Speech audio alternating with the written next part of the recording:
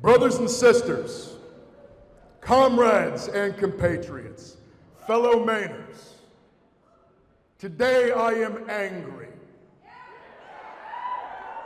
I am angry watching laws be selectively enforced in our communities, watching the institutions that are supposed to protect us fail to do so. Kidnapping and abduction are serious crimes.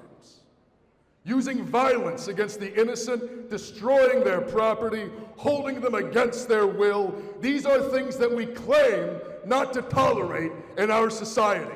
Acts that are explicitly against the law.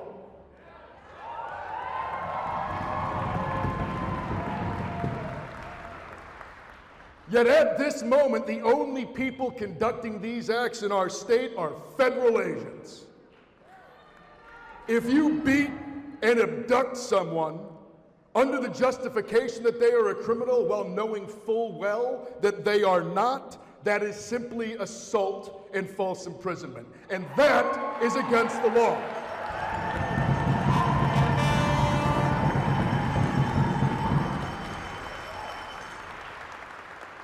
The federal government has invaded our state to terrorize our communities, abduct our neighbors, and sow fear, all in the service of consolidating power.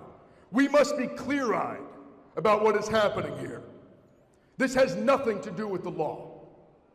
This has nothing to do with protecting Americans. This barely has anything to do with immigration. This is the administration using the age-old tactic of targeting the marginalized and the exploited to scapegoat them in order to increase their capacity to use force and violence.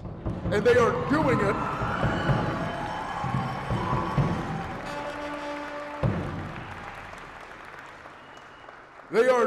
it in order to consolidate power, because this is about power. And it is frustrating to watch some who are supposedly in power in our state to not use it effectively in resistance.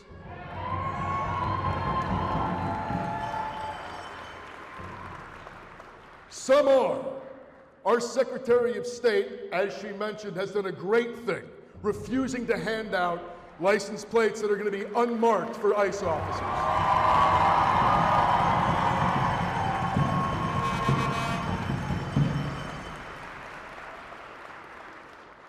But we have others who are not as upfront. LD 1971 was passed by the legislature in June, and then it sat unimplemented until the governor so graciously allowed it to go into law a few weeks ago. It does us no help currently. It won't even be able to actually be enforced for several more months.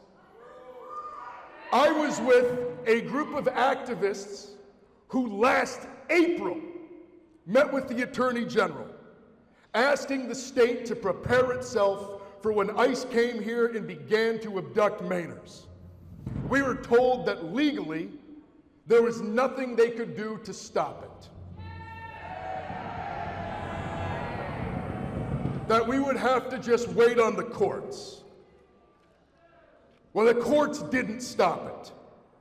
And using law as a cover for why you cannot stop illegal activities against our neighbors is absurd.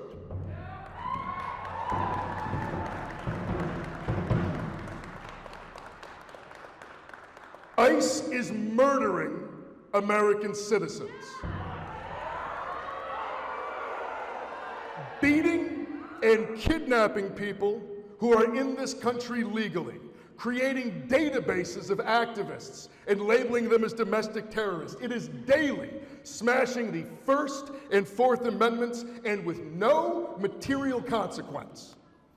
And yet we watch leaders and structures of power fail to comprehend the moment in history we are actually in.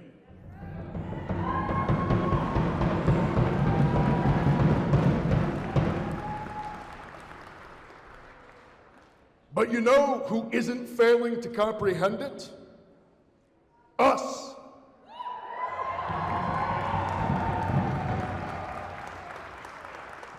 And this is where my anger turns to hope. We understand that it isn't courts who are keeping people from being ripped out of their homes in the arms of their loved ones. It is communities. Community rapid response teams, volunteer reporting networks, mutual aid networks, organizers, and activists who are rising to their moment in history.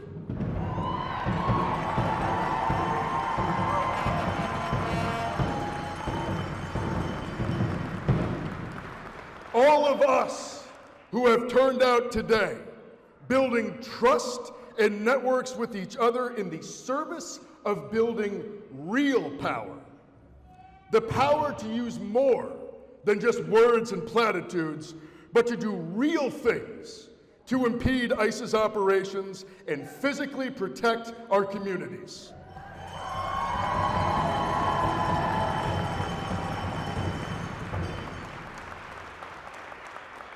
We look with awe and inspiration to the people of Minneapolis, who are showing us all what true power looks like and how to build it.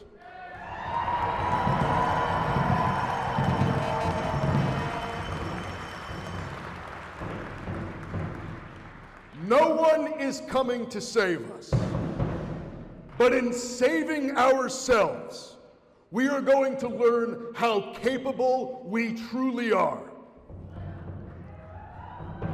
I want you to look around you now. See who is here. Look them in the eyes.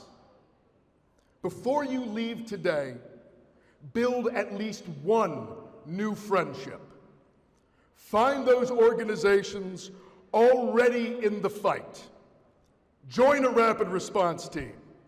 Join a mutual aid network. Sign up for trainings, because what we are building isn't just about resisting ICE. It is about building the power to, in the words of Tom Paine, make the world over again. A world that empowers us all and puts all people above all else.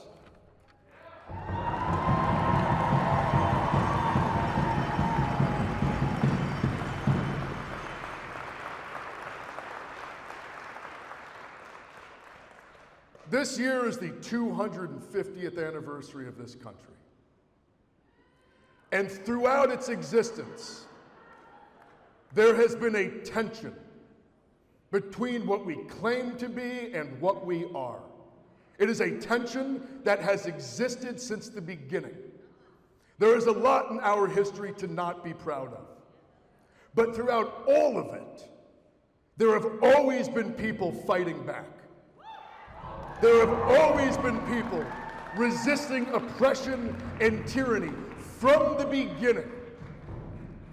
One of those people is Tom Paine, who I'm going to be talking about a lot this year. And I'm going to quote him now from The Crisis. "These are the times that try men's souls. The summer soldier and sunshine patriot will, in this moment, shrink from the service of their country. But he who stands it now deserves the love and thanks of man and woman.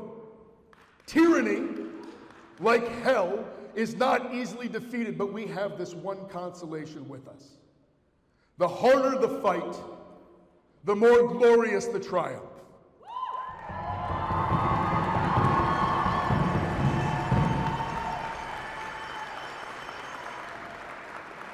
Now I ask you, Mainers, are we going to fight?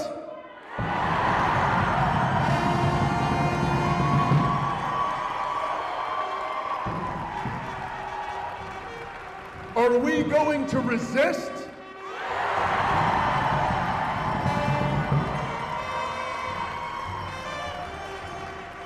That is why we are going to win. Solidarity, solidarity forever.